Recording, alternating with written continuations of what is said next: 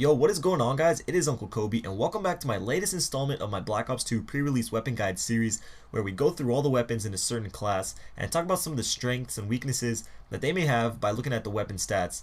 However, like I always say, the stats only tell half the story when it comes to Call of Duty weapons.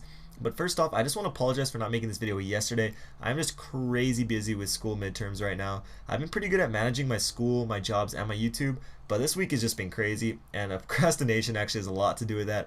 But yeah, I most likely will not be able to upload a video till Friday. As much as I hate it, school does come first, and I'm sure you guys can understand that, but whatever, it is what it is. In this video, we're going to be taking a look at the snipers, and overall, they look much better in Black Ops 2. In Black Ops 1, the snipers just didn't look that cool. From strictly aesthetic standpoint, they just were not doing it for me, and I know that look of them has nothing to do with how they perform, but to me it matters. If a gun really looks ugly and sounds terrible, I won't use it. Now that's just how it is with the Type 95 and MW3. Personally, I just hate how it looks and it just sounds so annoying. That's just my opinion, but that's why I never use it, even though it is a really good gun. But so far, I don't see any problems with the snipers in Black Ops 2.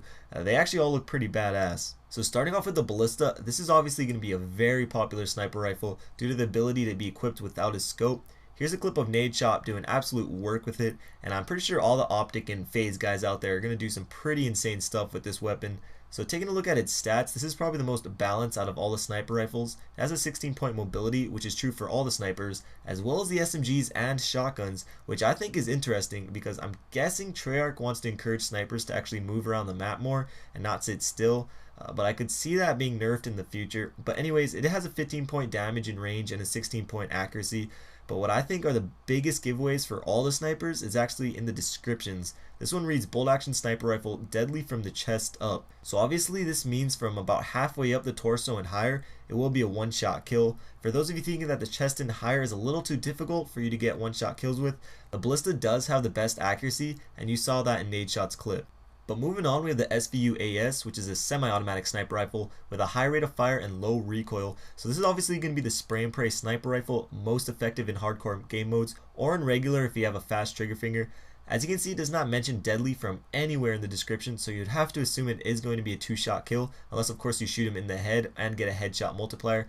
Personally, I've never been a fan of semi-auto snipers, but I do hope this is better than the Dragunov and MW3 because that gun just stunk. From the sound to the look to the damage, it all just sucked. But as far as I can tell, if you're going to be using a semi-automatic sniper, this is the one to use. It has a 14-point damage in range and a 15-point accuracy, which is not bad at all. But like I said before, it will most likely be used more often in hardcore.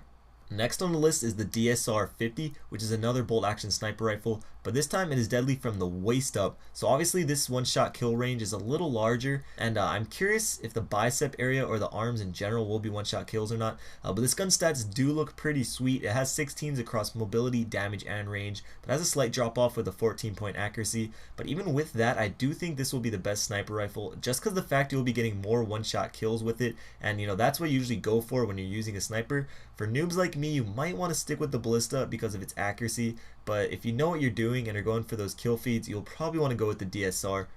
So last up is the XPR-50. This is another semi-automatic sniper with a 14-point range, 12-point accuracy, and a 15-point damage, which of course is the same as the Ballista. And if you look at the description, it reads deadly from the chest up, like the Ballista as well, which at first glance is alarming because it is a semi-automatic weapon with one-shot kill capabilities. But Treyarch obviously knows what they are doing because compared to the SVU, they lowered the range, accuracy, and fire rate and increased the recoil, which is important because you don't want to get sprayed down across the map from some little kid with a modded controller or anything like that. So it does look like this gun will be effective in normal game modes as well, as long as you pick your shots wisely. What I mean by that, at long range you're going to want to act as if it is a bolt action and really line up your shot before you take it, but maybe from medium ranges you can utilize its semi-automatic ability. However, I do hope the hipfire spread is pretty big and unpredictable, and that goes with all the sniper rifles, so when you do get those sick no-scope clips, they are even more amazing. So that wraps up this video on the Black Ops 2 sniper rifles. As always, if you enjoyed the video, please take the time to leave a like. You guys have been awesome in the ratings for every video I post, and it really is encouraging.